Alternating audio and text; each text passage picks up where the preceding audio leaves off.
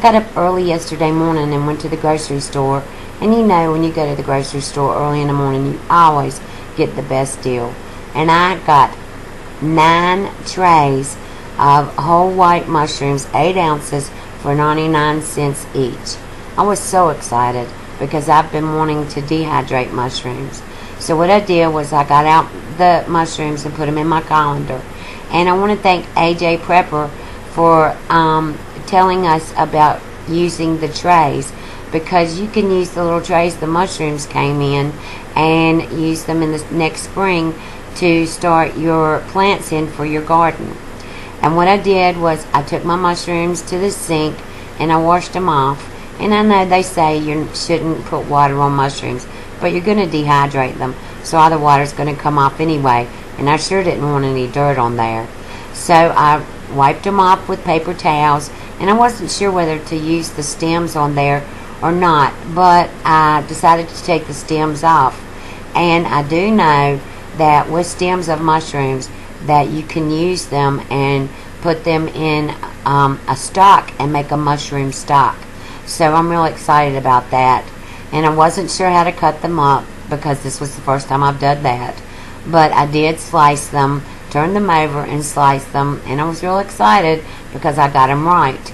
And I took all 9 packages out and I sliced up every one of them.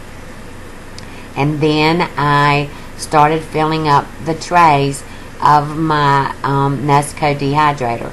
I have 7 trays. It holds 12, but I've only got 7 of them. I hope to get 12 one day. But there you can see it took exactly 7 trays to fill up those 4.5 pounds of mushrooms. And then I got freezer bags out and I filled them up with my mushroom stems. I wrote on there what it was and the date, and I put them in the freezer. And I started off my dehydrator on 95 degrees. I let it go on 95 degrees for an hour and then took it up to 125 and did that for 14 hours. And here they are at the end after 15 hours of total dehydrating. You can see they look perfect. I was so excited. And I thought it was going to take about 2 quarts to fill up. So I washed 2 quarts, washed the rings and the lids and the funnel, and then I started filling up my jars. And I was right on the money.